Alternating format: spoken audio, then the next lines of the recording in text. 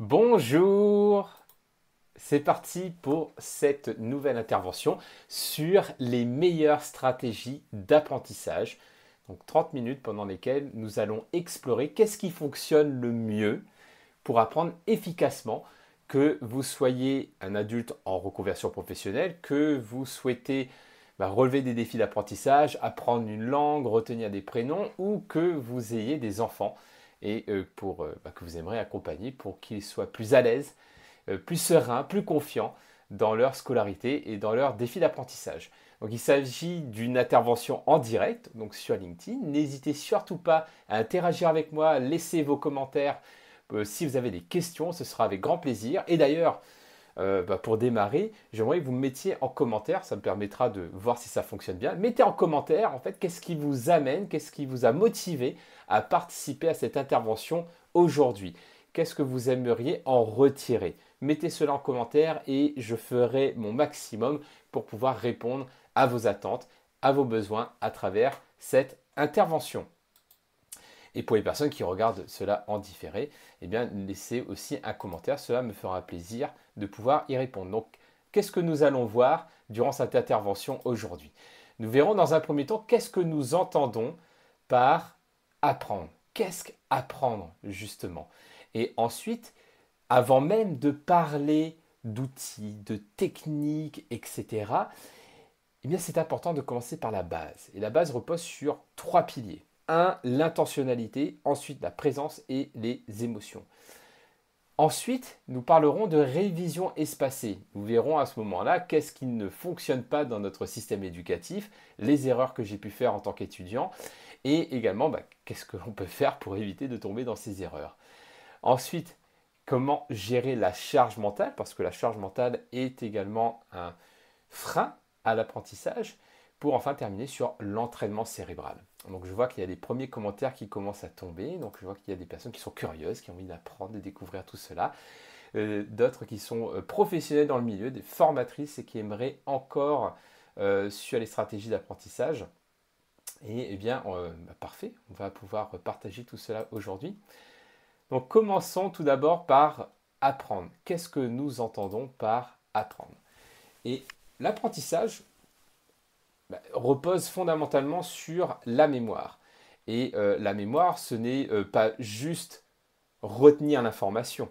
Ce serait finalement le cerveau, hein, comme peut-être que vous l'avez vu quelque part, le cerveau repose sur deux modes de fonctionnement, pour faire simple, un mode de fonctionnement conscient et un mode de fonctionnement inconscient. Donc le mode de fonctionnement inconscient, c'est toutes ces parties du cerveau qui va gérer notre respiration, nos fonctions vitales, etc.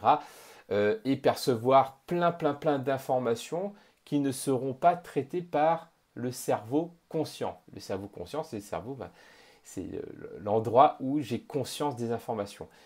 Donc quand nous parlons de mémoire, c'est important de retenir qu'il y a plein d'informations auxquelles nous allons être exposés, qui vont être là quelque part dans notre cerveau, mais qui vont rester dans le domaine inconscient et des informations auxquelles nous n'aurons pas accès consciemment. Donc pour pouvoir justement travailler sur la mémoire, il va être important de s'entraîner à retrouver l'accès à ces informations de manière consciente. Et c'est ça le processus de la mémoire. C'est pas juste faire rentrer les informations dans le cerveau, c'est surtout savoir bien les ranger, les encoder au bon endroit, de la bonne manière, pour pouvoir les réutiliser en situation. Et d'ailleurs, c'est même l'une des définitions de l'intelligence. Qu'est-ce qu'on entend par intelligence? Eh bien, l'intelligence, c'est notre capacité à mobiliser nos ressources, comme nos connaissances, nos compétences, dans une situation. Donc cette dimension d'apprentissage, cette dimension d'intelligence, eh bien, repose fondamentalement sur le passage à l'action, sur le fait de pouvoir réutiliser ce qui nous est à notre disposition. Et donc c'est pour cela que si vous n'êtes pas dans les bonnes prédispositions pour apprendre, vous êtes stressé, vous avez trop de charge mentale, vous êtes épuisé, pas assez de sommeil, etc. Eh bien, tous ces éléments vont entraver votre capacité d'apprentissage parce que vous n'allez pas forcément bien encoder les informations, bien les ranger pour bien les retrouver. Donc voilà, j'espère que déjà cette partie-là est claire. N'hésitez toujours pas à laisser un commentaire si vous avez des questions, si ce n'est pas clair, si vous n'êtes pas d'accord aussi, hein, j'aime bien être challengé aussi parfois. Donc pensez à utiliser le chat pour cela. Donc voilà ce que nous entendons par apprendre. C'est savoir encoder l'information, la ranger et l'utiliser en situation. C'est savoir aussi mobiliser ces formes d'intelligence. Et là, j'utilise volontairement le pluriel parce que dans notre philosophie chez Passion d'apprendre, on croit profondément au concept des intelligences multiples de Howard Gardner. Howard Gardner, qui était un professeur chercheur à l'université de Harvard, qui a conceptualisé le fait que nous avons plusieurs formes d'intelligence. Alors oui, ces formes d'intelligence n'ont pas encore pu être mesurées d'un point de vue qualitatif, d'un point de vue quantitatif plutôt, d'un point de vue scientifique. Néanmoins, nous, ce que nous observons à travers nos approches empiriques, notre travail sur le terrain, il s'avère que ces intelligences existent et sont de vraies ressources que nous pouvons mobiliser dans notre quotidien. Et en utilisant ce prisme de lecture de l'humain, on se rend compte que chaque personne est différente. Qu'il y avoir des personnes qui seront plus logicales mathématiques, qui auront besoin de plans, de structures, d'un tableau, de chiffres, etc. D'autres pour qui ce sont les mots qui vont être plus importants. D'autres pour qui ça va être l'aspect visuel, d'avoir un schéma, d'avoir des couleurs, etc. Ou d'autres personnes qui ont besoin plutôt de, pas forcément conceptualiser, mais de faire d'abord des choses pour ensuite en comprendre l'apprentissage. Donc on peut voir que chaque personne fonctionne différemment, même si nous avons toutes et tous toutes ces formes d'intelligence en nous, l'intelligence logicale mathématique, l'intelligence verbale linguistique, l'intelligence visio-spatiale, ou l'intelligence intrapersonnelle ou l'intelligence interpersonnelle par exemple. Eh bien, toutes ces intelligences font partie de nous, mais nous avons des forces en fait. Par exemple, pour ma part, une de mes forces, une de mes manières les plus naturelles et les plus simples d'apprendre repose sur l'intelligence kinesthésique corporelle. Qu'est-ce que cela veut dire? Cela veut dire que si je veux apprendre plus efficacement, ça ne va pas être avec du texte, ça ne va pas être avec des chiffres, ça va être en faisant les choses, en testant des choses. C'est pour ça que j'adore, par exemple, pour animer des webinaires comme aujourd'hui, parce que ça m'oblige à passer à l'action, à me confronter au terrain, à avoir de retours de d'autres personnes, des feedbacks, et c'est comme ça que j'apprends le mieux. Alors oui, après, il n'y a pas une seule manière d'apprendre. L'idéal, c'est de combiner ces différentes formes d'intelligence et de combiner les différents modes d'apprentissage. Et en utilisant les intelligences multiples, eh bien, on comprend que nous pouvons apprendre de cette manière. Donc apprendre, c'est également comprendre comment nous fonctionnons. Qu'est-ce qui est le plus simple pour nous et le plus efficace en matière d'apprentissage? Qu'est-ce qui va avoir le plus d'impact? Qu'est-ce qui ne fonctionne pas pour moi? Peut-être pour les autres, mais pas pour moi. Et c'est ça qui va être important également, c'est d'accepter qu'il y a certaines manières de faire qui ne me correspondent pas et que je vais devoir trouver d'autres manières de fonctionner. Et ça, c'est valable pour soi, mais c'est aussi valable pour peut-être les personnes que vous accompagnez. Je vois qu'il y a des professionnels de l'accompagnement et de la formation parmi nous aujourd'hui. C'est valable également pour vos enfants, si vous avez des enfants et qui sont différents et que peut-être ce n'est pas en répétant un texte que l'on va fonctionner, mais plutôt en marchant, en bougeant, etc. Et c'est en étant ouvert sur cette dimension-là que l'on va pouvoir tester de nouvelles manières d'apprendre et de nouvelles stratégies d'apprentissage. Un autre concept qui est important en matière d'apprentissage, c'est que je vais vous partager des techniques, je vais vous partager des astuces. Mais s'il n'y a pas avant tout la base d'un cerveau sain et un cerveau entraîné, ça ne fonctionnera pas. Par exemple, si je vous donne la technique du mind mapping, des cartes mentales, mais que derrière, vous ne dormez pas suffisamment, que vous n'arrivez pas du tout à vous concentrer, que vous n'arrivez pas à rentrer dans le sujet, ça ne marchera pas en fait. Et j'ai accompagné de nombreuses personnes qui faisaient face à ce problème, à un manque de sommeil, à un manque de concentration, un problème de concentration et pas assez d'entraînement cognitif pour que les outils et les stratégies d'apprentissage soient efficaces. Donc c'est pour ça que pour nous c'est important quand on parle d'apprentissage, c'est pas juste les stratégies, c'est pas juste les outils, c'est aussi en plus de ça des habitudes d'entraînement cérébral, des habitudes par exemple de techniques de mémorisation, des habitudes par exemple de lecture rapide, qui vont entraîner la concentration et le fait de digérer de l'information, ou les habitudes également de mind mapping, de carte mentale, pour pouvoir travailler l'esprit de synthèse, libérer la charge mentale, avoir de la créativité. Donc il y a tout ça dans cette dimension d'apprentissage, ce n'est pas juste ces techniques, ce n'est pas juste le contenu, c'est également le fait d'avoir un cerveau sain et entraîné. Et une fois qu'on a ce cerveau sain et entraîné, on peut enfin utiliser les bons outils, les bonnes stratégies en fonction du contexte, en fonction de l'objectif et en fonction de ses propres modes de fonctionnement. Donc voilà ma vision liée à l'apprentissage.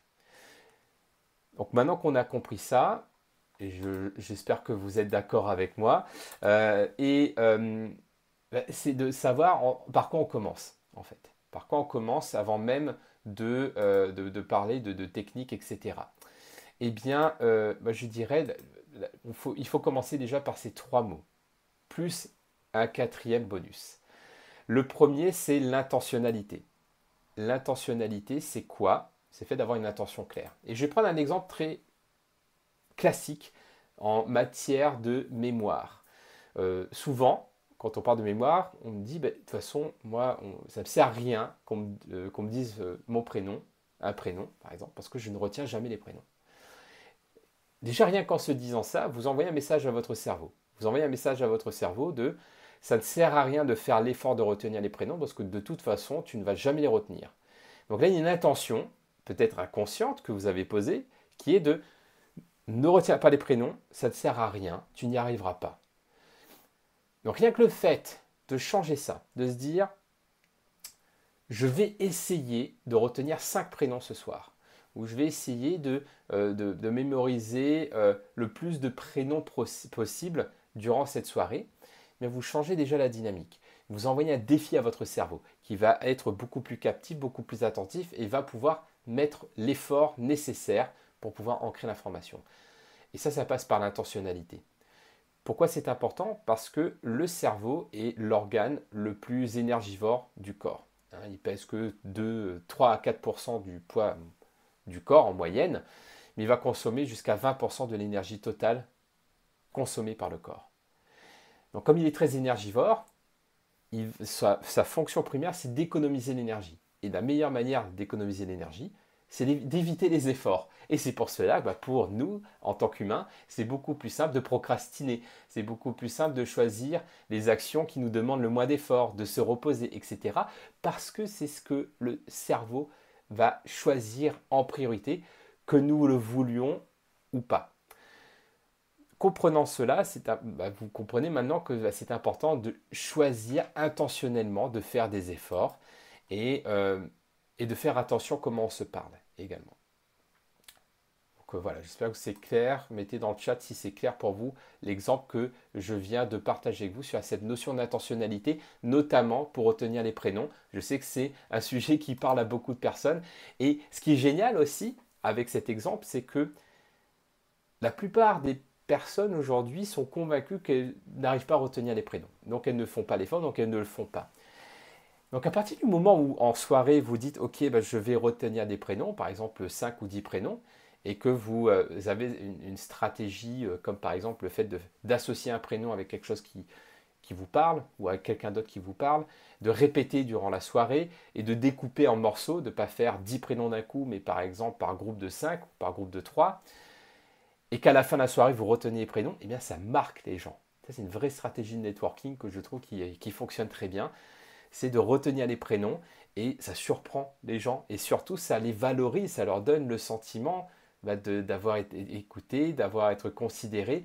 Donc je dirais que s'il y a un vrai défi d'apprentissage, un entraînement cérébral que je vous encourage à faire à partir de maintenant, c'est de vous entraîner à retenir des prénoms de personnes que vous rencontrez. Et ça va vous permettre de travailler cette intentionnalité et également cette stratégie de mémorisation.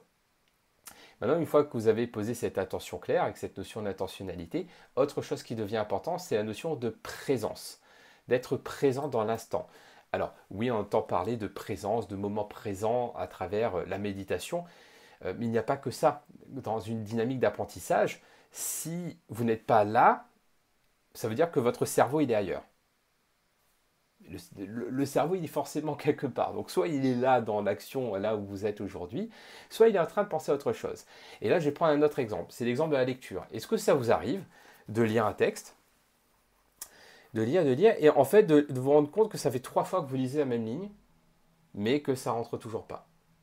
Eh bien, ça fait 3 fois que je lis cette ligne, mais... Ou sinon, d'arriver à la fin de la page, je vous dis, mais j'ai rien retenu. C'est pas parce que vous n'avez rien compris. C'est juste que vous n'étiez pas là. Et votre cerveau était ailleurs. Vous n'étiez pas présent. Et on se rend compte aujourd'hui qu'il y a un vrai enjeu sur la concentration et sur la présence, notamment avec tous ces réseaux sociaux qui nous amènent à être de moins en moins concentrés. Il y a une étude même qui a montré que depuis quelques années, le niveau d'attention globale des humains est passé en dessous du seuil des 8 secondes, qui serait a priori le seuil de concentration d'un poisson rouge. Donc il y a un vrai challenge là-dessus. Et ce qui est bien, c'est que nous pouvons nous entraîner à être plus concentrés, être plus présents avec des techniques de respiration, par exemple, comme la cohérence cardiaque, ou comme la respiration carrée, ou comme des techniques de méditation. Et là, ça rejoint encore une fois ce que je disais plus tôt, que l'apprentissage, ce n'est pas juste, voilà, je vais répéter mon cours, faire mes exercices, etc. C'est aussi travailler sur ses compétences cognitives comme la concentration et comme l'attention ou l'intentionnalité. Et enfin, il y a aussi cette notion de comment maintenir son niveau de concentration dans la durée. D'être dans l'ici et le maintenant, mais le plus longtemps possible. Et là, encore une fois, il y a des techniques pour cela. Et une de mes techniques ou de pratiques d'entraînement cérébral préférées pour cela, c'est l'entraînement à la lecture rapide, par exemple, qui entraîne notre cerveau à rester dans un niveau de concentration élevé dans la durée. Voilà les grands principes pour un apprentissage efficace. Donc nous avons vu que avant même de parler de technique, c'est important de comprendre ce qu'est apprendre, et que apprendre, c'est savoir ranger les informations et les réutiliser dans le bon contexte de manière appropriée par rapport à ces modes de fonctionnement, et qui repose également sur 3 piliers: intentionnalité, présence et concentration. Et là, ce que je viens de faire, c'est une révision espacée. C'est quoi une révision espacée? C'est une révision de ce que nous avons vu, mais espacée dans le temps et de manière volontaire. Je l'ai fait au bout de 10 minutes. Et pourquoi 10 minutes? Parce que ça reprend les éléments du chercheur Ebbinghaus qui a modélisé le concept de la courbe de l'oubli. La courbe de l'oubli, c'est quoi? C'est le fait que nous avons tendance à oublier l'information rapidement dans le temps. Donc vous avez cette courbe bleue qui montre à quel point le pourcentage de rétention d'information chute en fonction du temps qui passe. Mais que si vous révisez de manière stratégique dans le temps, c'est-à-dire pas du jour au lendemain, mais dilué dans le temps, par exemple au bout de 10 minutes, au bout d'une journée, au bout d'un mois, eh bien vous allez augmenter le niveau de rétention d'information dans le temps. Et l'idéal, pour cela, selon moi, le meilleur outil pour pouvoir pratiquer la révision espacée et éviter la courbe de l'oubli, c'est le mind mapping. Le mind mapping, pourquoi? Parce que c'est une stratégie de prise de notes, donc des cartes mentales, qui permettent de structurer l'information de manière visuelle, et que vous pouvez faire cela en synthèse. Donc souvent, ce que je partage dans mes formations, c'est de prendre des notes. Par exemple, peut-être que vous êtes en train de prendre des notes sur cette masterclass, de prendre des notes sur la masterclass, et ensuite, à la fin de la journée, de prendre vos notes et de les remettre au propre dans une mind map, dans une carte mentale. Et que le fait de faire cette carte mentale, ça va être une révision à part entière, parce que vous allez devoir réfléchir à, ok, il y avait cette information, ça me rappelait ça, et de l'encoder dans votre cerveau à travers une carte. Et c'est en ça que les cartes mentales, telles les a créées Tony Buzan, eh bien, sont un outil puissant de mémorisation, d'apprentissage, parce que ça permet de réviser, ça permet d'encoder l'information de manière visuelle, de manière structurée. Et ensuite, quand vous les révisez plus tard, vous avez fait la mind map au bout d'une journée. À la fin de la semaine, vous n'avez pas besoin de relire le cours, revoir la vidéo. Il suffit tout simplement de jeter un œil sur la mind map. Ça vous prend 2 minutes et vous réactivez l'information dans votre cerveau. Et c'est en ce sens que vous allez mieux mémoriser, mieux apprendre. Et par exemple, si vous avez des enfants, euh, plutôt que de faire comme moi je l'ai fait pendant mes études, à savoir apprendre à l'arrache la veille pour le lendemain et d'oublier une semaine après, eh bien, plutôt que de se faire violence de cette manière, d'avoir une approche stratégique, de poser la question, ok, qu'est-ce que tu as appris aujourd'hui? Ça fait la première réactivation de la journée. Ok, est-ce que tu pourras me faire une mind map à la fin de la semaine? Deuxième réactivation à la fin de la semaine. À la fin du mois, ok, raconte-moi quelles sont les choses, montre-moi les cartes que tu as faites ce mois-ci et explique-les-moi. Troisième réactivation. Et bah, du coup, pour l'examen, il a juste à repasser rapidement sur les mind maps, ça réactive l'information et c'est mémorisé à long terme. C'est beaucoup plus puissant, beaucoup moins énergivore et beaucoup plus efficace. Donc le mind mapping est puissant pour cela. Mais pas que. Le mind mapping également, donc les cartes mentales, ont aussi cet avantage de limiter la charge mentale. La charge mentale, c'est quoi? C'est le fait d'avoir trop d'informations. Trop d'informations tue l'information, on en a plein la tête, plein les épaules, et ça épuise, ça fatigue, et on a de moins en moins d'aisance à encoder l'information. Je ne sais pas pour vous, mais moi, quand j'ai beaucoup de charge mentale, j'ai beaucoup de mal à me concentrer, j'ai beaucoup de mal à retenir ce que l'on me dit, et j'ai tendance à oublier. C'est normal, parce qu'il y en a trop dans la tête. Donc, une des techniques pour se libérer de cette charge mentale, c'est d'utiliser les cartes mentales, justement les mind maps, parce que ça permet de synthétiser l'information. On enlève tout ce qui est superflu et on ne garde que l'essentiel. Les mots-clés, les idées clés, et ça permet, en tout cas en matière d'apprentissage, d'être beaucoup plus efficient pour le cerveau et d'augmenter considérablement ses chances de mieux mémoriser et de mieux apprendre. Donc pour ma part, voilà un des outils que je trouve très puissant en matière d'apprentissage.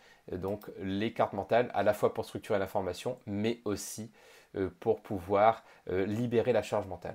Alors je vais faire un tour dans le chat, voir s'il y a des questions. Donc je vois qu'il y a Di qui écrit d'accord, sauf le point 3, la remédiation cognitive pourrait aider même les cerveaux 10 à fonctionner et être productifs si une technique d'apprentissage de renforcement positif se récompensait après un effort souhaité. Oui, ça n'empêche pas la récompense après un effort. Permet de faire du positive reinforcement, comme on dit en anglais, donc du renforcement positif, qui va renforcer un comportement qui est bénéfique pour le cerveau. Donc là, on est sur des stratégies justement stratégies pour recalibrer le cerveau sur des bonnes habitudes. Et ça fonctionne très bien, en effet. Ok, je ne vois pas d'autres questions, donc je continue.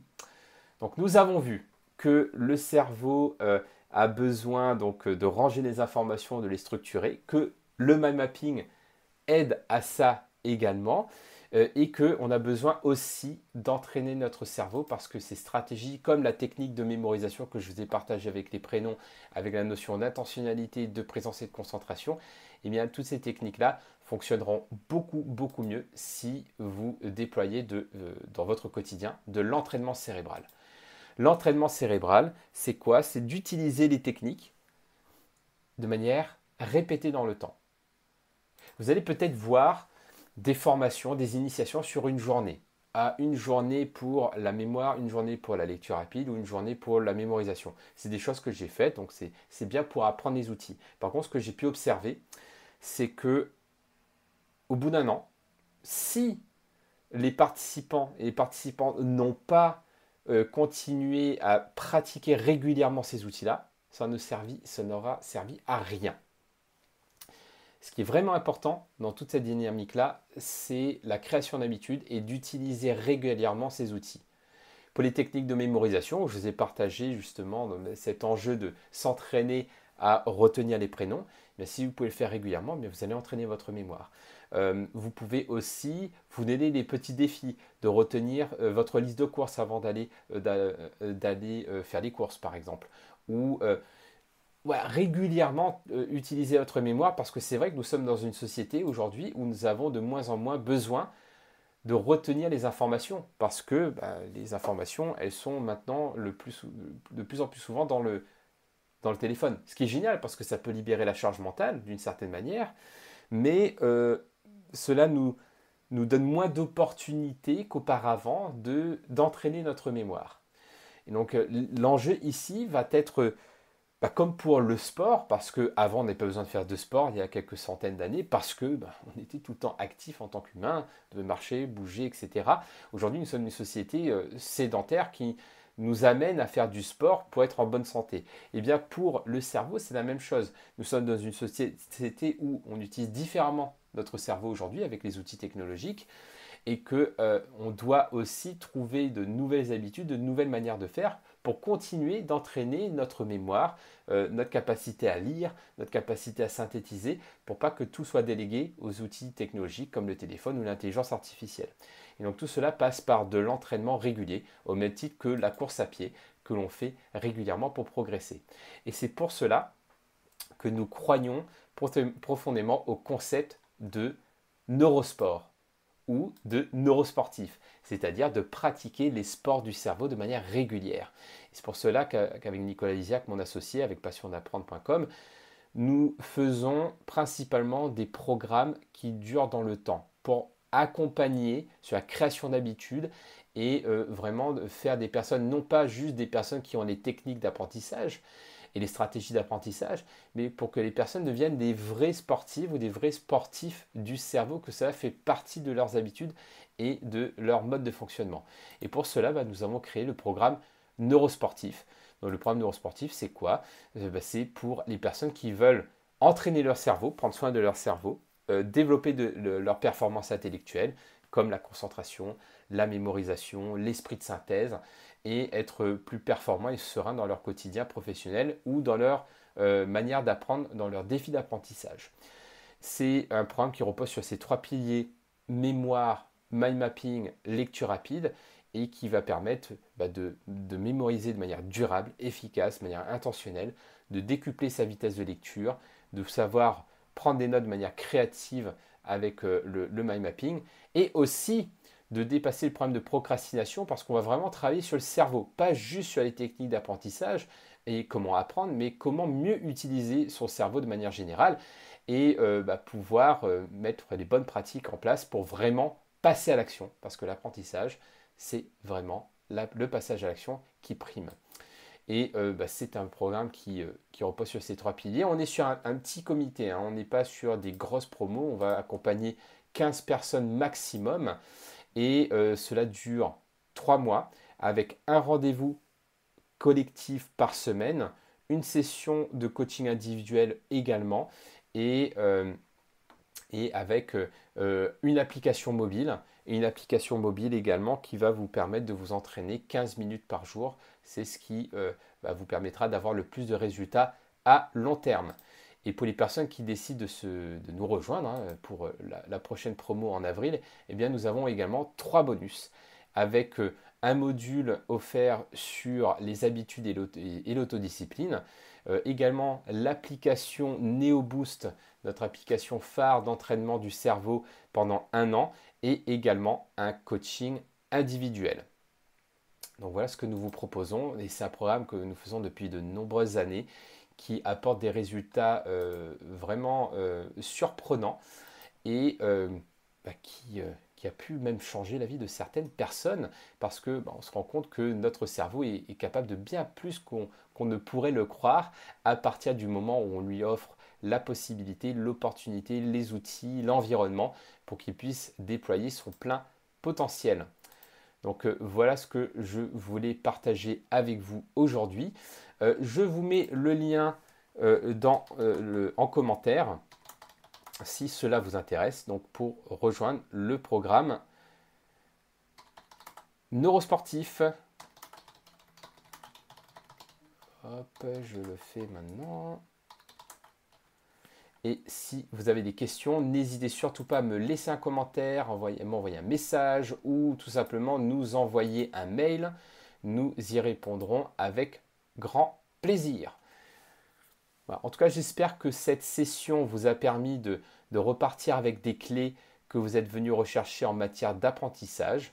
Vous donner aussi l'envie de devenir une neurosportive ou un neurosportif, pour pouvoir entraîner votre cerveau et déployer ces belles techniques dont nous avons besoin aujourd'hui dans ce monde qui nous challenge en fait, hein, qui nous amène à devoir apprendre de plus en plus rapidement parce que tout change rapidement aujourd'hui. On parle d'obsolescence des compétences et des connaissances aussi d'ailleurs, et que nous devons de plus en plus désapprendre l'ancien, apprendre le nouveau, faire de la place dans notre cerveau, et tout cela demande des compétences cognitives à développer, et c'est ce que nous vous proposons avec le programme Neurosportif.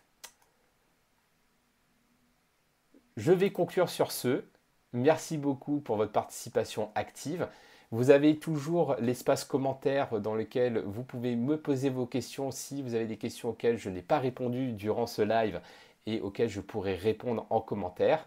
Donc n'hésitez surtout pas. Merci beaucoup à toutes et à tous. Je vous souhaite une très belle journée et également un très bon week-end. À bientôt.